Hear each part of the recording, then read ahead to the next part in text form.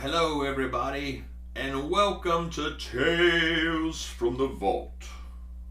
As you can tell, we're no longer outside of the vault, we're inside the vault.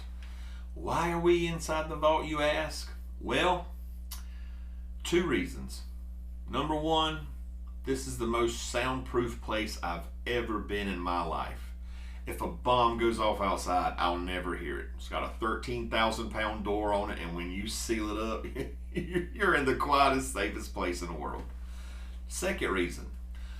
So while I'm in here, as you can tell, this thing's lined with all kinds of safety deposit boxes. And inside these safety deposit boxes are these little boxes where people would put their prized possessions.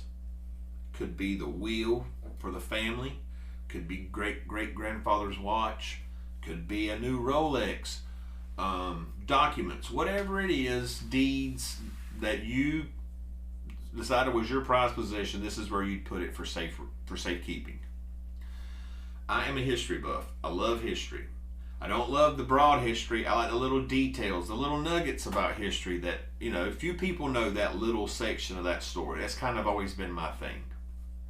So, like the stuff people kept in these boxes, I feel that these little nuggets of history are sometimes the most valuable thing I have. I love to tell these stories.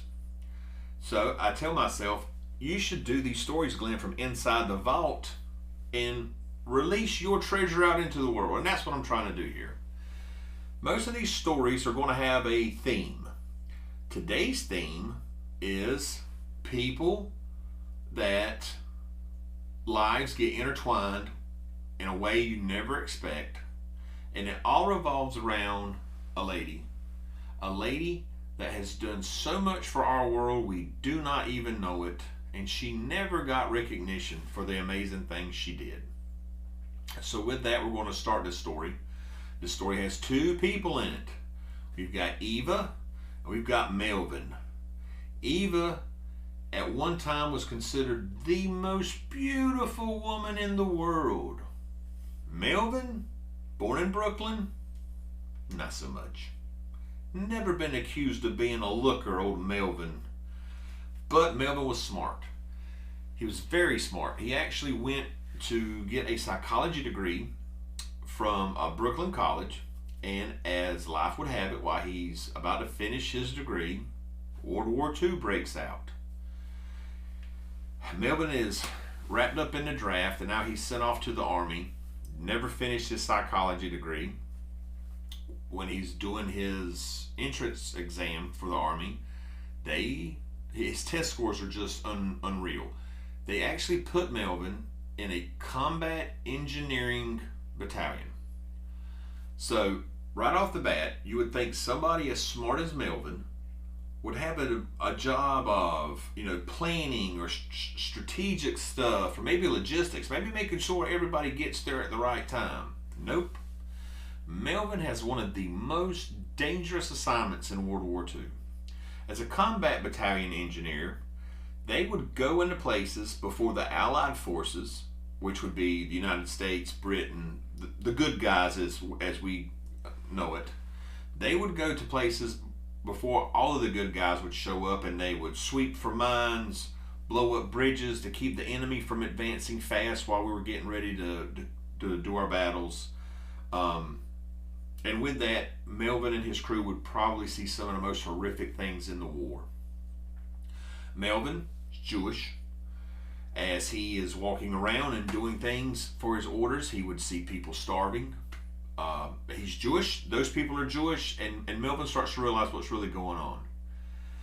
So, Melvin is here, he's working in the war. His battalion does everything from landing on June 11th at Normandy in 1944 to going into France, going into Belgium, going into the Netherlands, almost like a reconnaissance preliminary thing before the big boys land. Melvin's crew even makes it all the way into Germany fighting the war. So Melvin's here, he's fighting the war. Here's Eva. Eva, believe it or not, is Jewish too. She was born in Vienna. Two parents. Father was a banker. Mother was a concert pianist. Eva would learn unbelievable things from watching her mother play music, learning music scale, learning everything about the harmonics and everything of a piano. Later, it would benefit all of us, but not yet.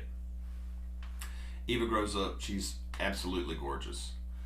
A guy, Frederick, sees Eva, falls in love with her, marries her, and Eva becomes the ultimate trophy wife. Frederick is rich. Frederick has one of the most wealthiest, profitable jobs in the late 30s and the 1940s in Vienna, Austria. Frederick sells things to people, but not just anything.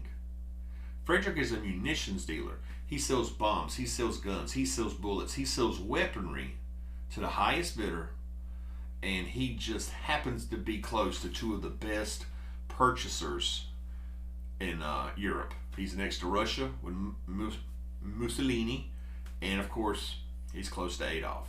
In fact, he's so close to him that they come to his dinner parties where he's telling them about the weapons he can get and the features and the functions and what they do, and Eva's right beside him looking so gorgeous. But Eva's not just there looking pretty. She's listening to everything they say. You see, in World War II, there was problems with some of the weapon systems. And even though Germany in a lot of ways was way farther advanced than the United States were, they still had their limitations too. Eva would sit at these dinner parties and listen as Adolf or his engineers would be discussing, hey, does your weapon system have this problem? Or Mussolini would be, hey, is your weapon system having this problem? And Eva's just listening. She's realizing there's common issues with these weapons. Eva would interject at dinner parties and try to make suggestions. No matter who it was, they'd look at Eva and say, there's no way somebody that pretty can have that much intelligence, and they would just scoff at her ideas. She can't be that beautiful and intelligent. That pattern would play out a lot in Eva's life. So one night, while they're having a big dinner party, Eva had grown so tired of being nothing but a pretty face, she excused herself halfway through a meal, goes to her room, puts on every bit of jewelry she can. She stashes a maid's uniform in her closet, puts the uniform on, sneaks out the back door of the house, hightails it to the train, and she gets to France. She is going to stay and escape Europe and all of the problems of war and famine and everything else. So, while Eva is in France, a guy named Louis sees Eva, sees her and goes, oh my God, look at how beautiful this woman is. He comes up to Eva and he says, excuse me, ma'am, but what are you doing here? She says, well, actually, I'm trying to get to the United States. I just want to leave. I'm so tired of everything here. He says, well, I got a deal for you. Somebody that looks as good as you need to come work for me. I'll give you a contract. I'll work for MGM Studios. I'll make you a movie star. With a face like that, everybody will love you. Eva uses the ticket as a free, all-expense paid trip to freedom. And so Eva comes to Hollywood and she starts working in movies. And once people see her, she starts to have this meteoric rise in the movie industry. Eva was known as a silent actress. Not because there were silent movies, but because Eva's beauty was so unbelievable that everybody in Hollywood refused to let her speak in movies. They said there was no way she could speak in a movie and compliment her beauty, that no matter what her voice sounded like, it would take away from just the beautiful picture of seeing her on screen. This causes resentment for Eva. She wants to be more than just a pretty face, but she also likes the money. I'm sure anybody would. So Eva goes along and she's starring in movies, and she's living the movie life. Let's get back to Melvin. Melvin's over here fighting in this war, okay? Melvin and his battalion wind up in a little town, and they come to what's considered like a divider wall. And a divider wall is to keep the enemy, the Nazis, out of town because they're invading everything.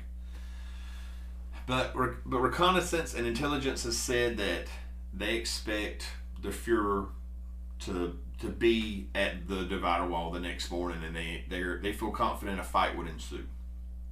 Melvin's guys have been there for a couple of days doing reconnaissance, minesweeping, checking things out. Sure enough, Allied forces show up, and now it's the last day of peace in this town before hell will break out in the morning. The hell that breaks out the next day in the history books is recorded as the Battle of the Bulge, one of the bloodiest fights in Europe in the history of World War II. So, let me paint you the picture of what's going on in Melvin's world that night. Melvin's there. Sure, there's nothing around him but a lot of scared young guys. Average age of a soldier is 18, 19. If he's 22, he's an old man. Everybody is, a lot of injuries are happening. It's a tough time. That night, as the sun sets, Melvin and all of these Allied forces start to hear music coming out of the trees on the other side of this divider wall. Hitler's guys are there, his armies, and they had a tactic because Hitler loved psychology. Hitler would actually have music devices with his front line of attack, and they would play Nazi propaganda before conflicts. So while the Allied forces are laying over here next to this wall, scared, worried about what's going to happen tomorrow, they in the trees they hear it was Axis Annie, I believe her name was, and basically you should surrender. Nazis will take over the world. Germany is the one superior force. Blah blah blah. Really messes with the guys' heads. But remember, Melvin is no slouch when it comes to his brain power. In fact, Melvin was pretty good at psychology. He'd taken almost 4 years of it in college. So Melvin gets an idea. Melvin, being in this town, realizes I can go here, I can go there, and he gets enough equipment that he needs. They find a ladder, stick it up against a power pole. He fastens a power wire down this pole to power a loudspeaker and a record player. Melvin gets the record player, he gets it on, cuts it on, it's playing. Then he goes and scrambles back in this building, finds different records, and finds the record he wanted to play of all records. Basically, Melvin plays a jazz tune. Why jazz? Hitler was very publicly adamant about how he had such a dislike for jazz music. So if you're a Melvin, let's make them listen to jazz. Not only was it just any jazz song, it was actually sung by a Jewish singer. Melvin's counterparts in the battalion go, Melvin, you're crazy, man, you could have been shot. You know, why are you risking all of this? Melvin says we could all die tomorrow. But can you imagine the joke of them fellas having to listen to a beautiful Jewish singer all night long, the way they hate us Jews? So Melvin, probably one of the better jokes of World War II. He plays the music all night long. The next day the battle goes on. Melvin makes it through, and eventually Germany succumbs to the battles and they surrender. Before they surrender, we'll get back to Eva. Eva's now in the United States. She's acting in movies and she starts this meteoric rise. Eva just wants to do something to help the United States. She wants to help the Allied forces defeat Hitler. And she comes up to military people and she says, hey, I have this idea. I think I can fix your weapon systems. And they go, listen, lady, somebody as pretty as you, we don't need your intelligence. But you should be willing to use your God-given assets and help us in the war. The God-given assets that they were referring to was her beauty. They said, you should be on stage somewhere and you should be selling war bonds. We got to pay for this war, Eva. So Eva agrees. She goes on stage one night. Little does anybody know, Eva's smart. She stages a friend to be in the crowd of all of the civilians supporting the war rally. She magically picks this guy out of the crowd to come on stage, and Eva riles the crowd up. You know, if you guys would buy a war bond, I'd give him a hug. Crowd starts roaring. You know, if you bought some more war bonds, I might even give this guy a kiss. Crowd goes crazy because it's Eva. It's the most beautiful woman in the world. They can't believe they're seeing her act like this. That night on stage, ladies and gentlemen, Eva sold $7 million in war bonds. Now, $7 million is a lot of money. In 1943, it's equivalent to $25 million in one night. Not a bad night for Eva, right? But she just wants to do her part for the U.S. So, Eva goes on to raise a total of about $25 million for the war effort, which in today's dollars is well over $200 million. So, Eva then is not being taken seriously in society. One reporter asked Eva at an event, what is it like to be one of the most beautiful actresses in the world? And she says, oh, it's quite simple. All you have to do is stand still, look pretty, and be stupid, because as long as nobody asks you any questions, you'll be fine at it. You see, Eva thoroughly disliked the fact that she was only recognized for her beauty. Eva would go to bars and hang out, and eventually, being around LA and Hollywood, Beverly Hills area, there are companies there that work in the military industrial complex. There's weapons people there. One night while Eva's at a bar, a young engineer sits down at the bar, looks over, and he can't believe it. The most beautiful woman in the world is sitting at this bar. So he goes over and strikes up conversation. I'm sure he was hoping for, Eva realizes who he is and what he does for a living, and she strikes up conversations about weapon systems. And this guy cannot believe that this beautiful woman has this much intelligence over weapon systems. He drops his guard, releases some things probably of top secret nature that he shouldn't have been talking about. But Eva is there listening to the problems, and she tells this guy, I can fix this issue you guys are having. Nobody will listen to me. Eva then goes out with his assistants, and he tweaks little things on her design, but it's Eva, and she gets a patent. The U.S. government grants her a patent for what is considered frequency hopping device. Now, it's going to sound really weird to you, so let me explain to you what a frequency hopping device is. In World War II, in water or naval battles, we used torpedoes. We would shoot the torpedo out of a submarine or a gunboat, depends on what type of ship it was, but we would control that torpedo just like an RC car, radio controlled car, radio frequency. And we're doing good, but we're fighting Germany, and Germany is technologically advanced far better than we are. Germany has a radio jamming device. So as soon as we would shoot torpedoes out, they would be able to dial in what frequency it is and deactivate the torpedo. It would be going to its target and then phew, hang a left and take on off.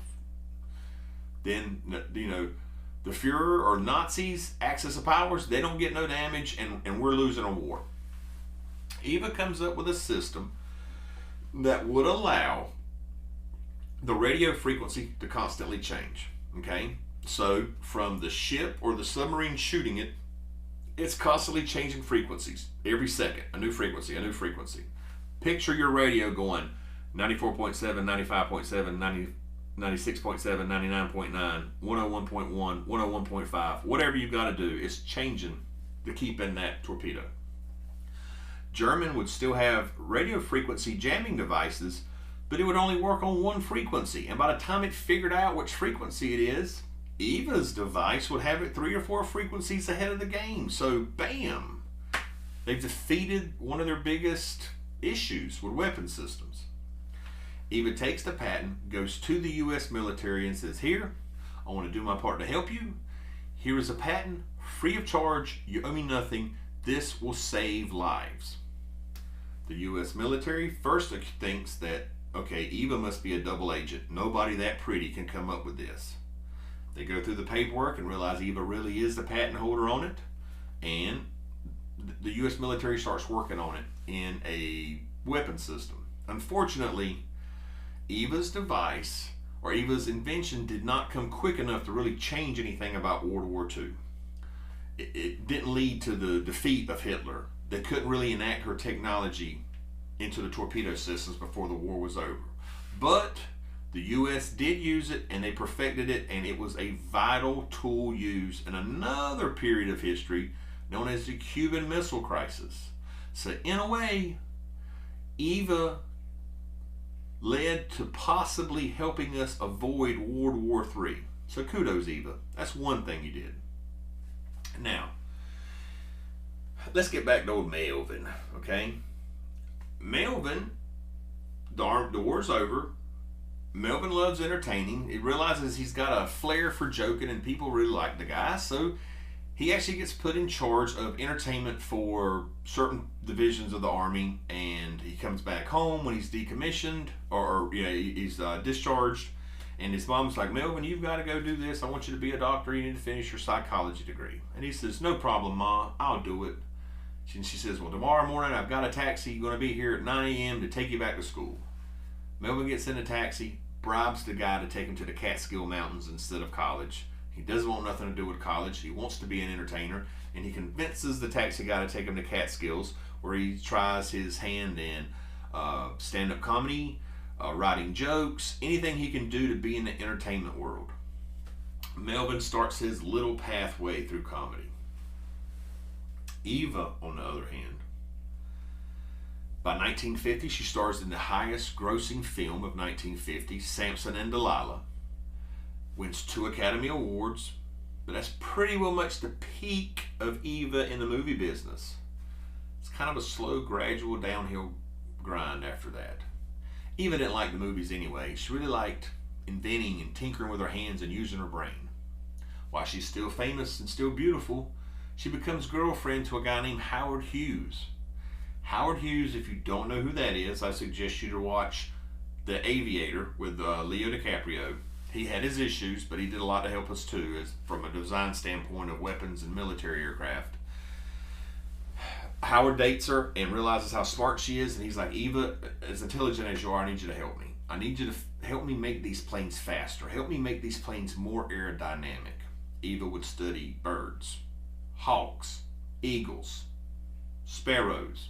Why is it that Mother Nature has designed those wings to go so fast, and what have we got to do to get our airplanes shaped more like those? She also studies fish. Why is a barracuda so fast? Why is a marlin so fast? And she starts self-training herself on aeronautic principles, and she actually helps Howard Hughes. Her designs do increase the efficiency and the speed of Howard Hughes' aircrafts. So there's another thing that Eva's done. Also, she makes another invention. We'll talk about that in a minute. We'll go back to Melvin. So Melvin now is writing comedy, and he's on this crazy pathway in life, and he becomes friends with other comedy writers that are big and important in the world, and Melvin starts making TV shows and starts making movies. And when he starts making movies, it is an amazing things that he does to me.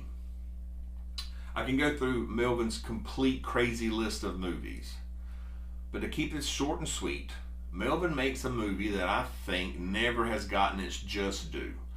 As a young person, I have laughed hysterically at this movie because it's just plain funny. From the psychological side of it, Melvin makes a movie that shows the idiocracies and the humorous side of racism. Racism isn't funny, but if anybody's ever watched a little movie called Blazing Saddles, Melvin shows you how stupid it is for people to be so racist that need help, that even if it's a black sheriff, their racism overrides their ability to need safety. But here's where old Melvin and Eva kind of cross paths in this weird way. So Melvin is writing this movie, and he's having to do every character's name and the plot and everything else. And Harvey, what is the guy's name that was a big star in there? Harvey Korman. Harvey Korman's in the movie, and if you don't know the movie, Harvey is the bad guy in town, but he wears a nice suit. He's a two-faced. He's playing the good guy to public, but he's quietly the bad guy. He's taking people's money. He's underhanded. He's a crook. He's sleazy. He's slimy. Melvin, while he's writing this character, is trying to figure out the right name for Harvey's character. It just isn't coming across. Boom. And then one day, Melvin has a brilliant idea. I will name this character Hedy Lamarr, named after this beautiful actress from the 50s that everybody adored. If you watch this movie, one of the biggest jokes that constantly cycles throughout the movie is everybody calls Harvey's character Hedy Lamarr. But it's not Hedy Lamarr. The character is actually written as Hedley Lamarr. And in fact, Harvey's character, every time he gets called Hedy, would look at the camera and go, it's not Hedy, it's Hedley Lamarr. To let you know, I'm offended you're calling me a woman's name. It's also Melvin's way of making sure he didn't copy her name. This movie gets released in 1974. It hits a grand total at the box office of $119 million. In 2022, $119 million is a well-performing movie. Can you imagine how big that was in 1974? It's huge. Warner Brothers has a massive hit on their hands with Melvin's movie. So, poor Eva. She's living the life of a recluse. She's no longer in the limelight. Someone says, Eva, you need to watch this movie. You're in it. And she's like, I'm not in this movie. Just watch it, Eva. She watches the movie and realizes that the bad guy in this movie is using her name. And Eva is freaking mad as can be about it. Eva, obviously, when she comes to the United States, changes her name to Hedy Lamarr. Okay? Warner Brothers reaches out to Melvin and says, Melvin, we got an issue. Hedy Lamarr is livid with what you've done. But it didn't say Melvin. You see, Melvin changed his name too when it come to being into studio stuff and being a movie star. Changed his name to, that's it, Mel Brooks was Melvin's. He was born Melvin Kaminsky.